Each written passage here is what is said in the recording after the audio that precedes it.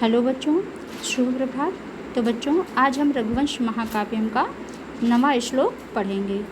चलिए मेरे साथ साथ आप लोग इसका वाचन कीजिए और फिर हम इसके अर्थ को समझेंगे। विसृष्ट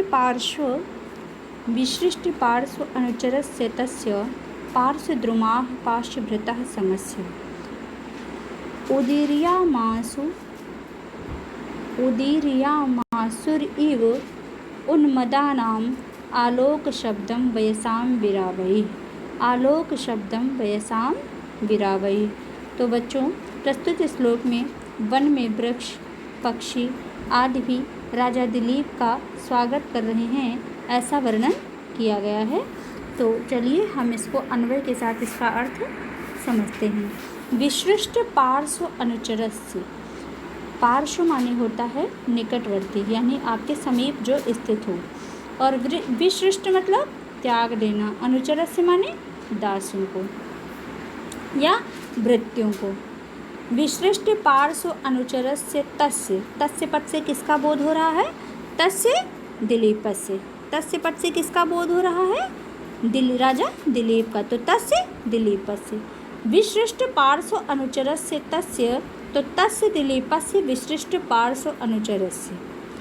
वह राजा दिलीप जो थे, उन्होंने अगल बगल में स्थित यानी अपने आसपास स्थित अपने दासों को यानी सेवकों को विसृष्ट माने विदा कर दिया।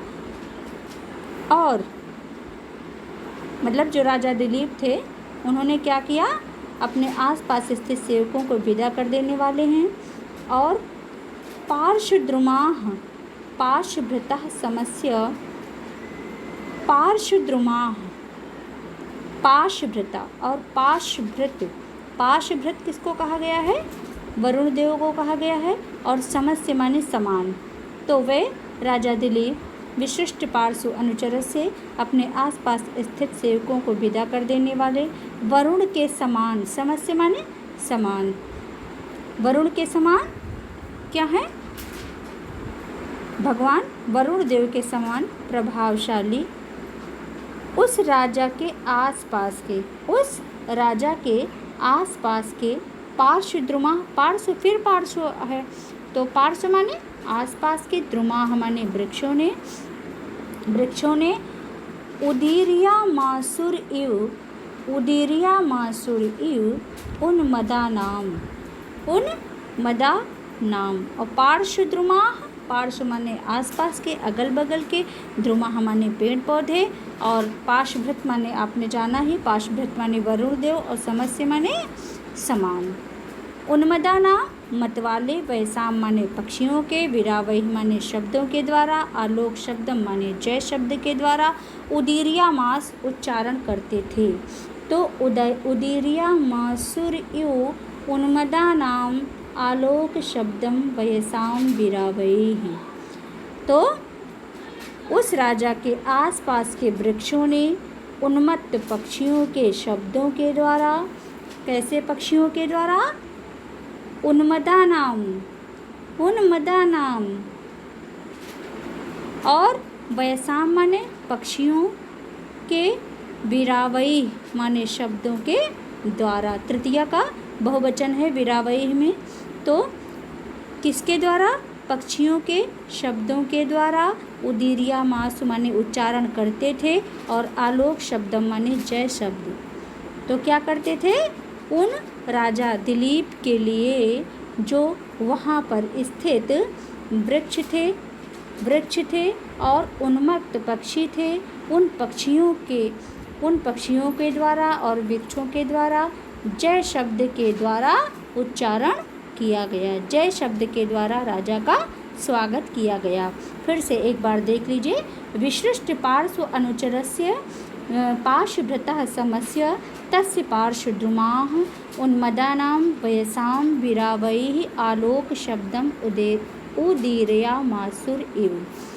विशिष्ट पार्श्व अनुचरस्य अर्थात अपने आसपास स्थित सेवकों को विदा कर देने वाले, और पार्श्वभृतः समस्य वरुण देव के समान प्रभावशाली, तस्य पार्श्वद्रुमाः उसके आसपास के वृक्षों ने, उन्मदानां वयसां विरावैः, उन्मत्त पक्षियों के आलोक शब्दम उदीर्यमासु द्वारा मानो इव शब्द लिखा हुआ है, इव मानो जय शब्द का उच्चारण किया गया।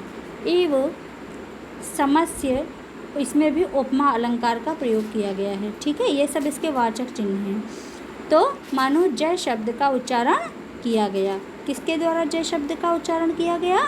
तो उस राजा के आसपास के वृक्षों ने और उन्मत्त पक्षियों के शब्द द्वारा मानो जय शब्द का उच्चारण किया गया। किसके लिए किया गया था? राजा दिलीप के लिए किया गया है। ठीक है, इसका संस्कृत में भावार्थ देख लीजिएगा। यथा राज मंदिरे सेवकाः मंगल ध्वनि भी, जिस तरह राज मंदिर में सेवक मंगल ध्वनियों का उच्चारण करते हैं, तम संवर्धयन्ति इसम तथा अरण्ये अपि, तम संवर्धयन्ति मतलब जो है मंगल ध्वनियों के द्वारा किसी राजा के सम्मान का वर्धन करते हैं, वैसे ही तथा ठीक वैसे ही अरण्ये अपि जंगल में भी तन निकटवर्तिना उसके पास रहने वाले तरवाह माने वृक्ष और पार्श्व चर विहीनम, तन निकटवर्तिना तरवाह उनके नज़दीक रहने वाले निकट रहने वाले पेड़ पौधों ने, और फिर बताया कि पार्श्वचर विहीनम वरुणवत, जो कि राजा कैसा है? वो पार्श्वचर विहीनम है, उसके आसपास जो है सेवक या दास भृत्य इत्यादि नहीं है, उनसे विहीन है, उनको छोड़ चुका है। और वरुणवत प्रभावशालिनम, वो जो है देवराज इंद्र नहीं, ये जो है वरुण देव हैं, वरुणवत वरुण देव के समान प्रभावशाली है। तम कौन है? तम नृपम यानी तम दिलीपम, तम नृपम मत्तखल मतलब उन्मत्त होते हुए, खग कुल यानी पक्षियों के समूह ने कूजित रूपेण जय अपने जो है ध्वनि के द्वारा जय शब्द का उच्चारण किया। संवर्धयामासु इति भावः, मतलब राजा के सम्मान में उन्होंने जय शब्द का उच्चारण किया। यही इस श्लोक का पूरा भाव है। तो बच्चों, आप लोगों को संस्कृत और हिंदी दोनों का अर्थ साथ साथ में करते हुए चलना है। ठीक है, तो ठीक है, अब आपका ये श्लोक आज समाप्त हुआ। आगे कल हम इसका 10वां श्लोक पढ़ेंगे, और कहीं कोई समस्या होगी तो आप बताइएगा।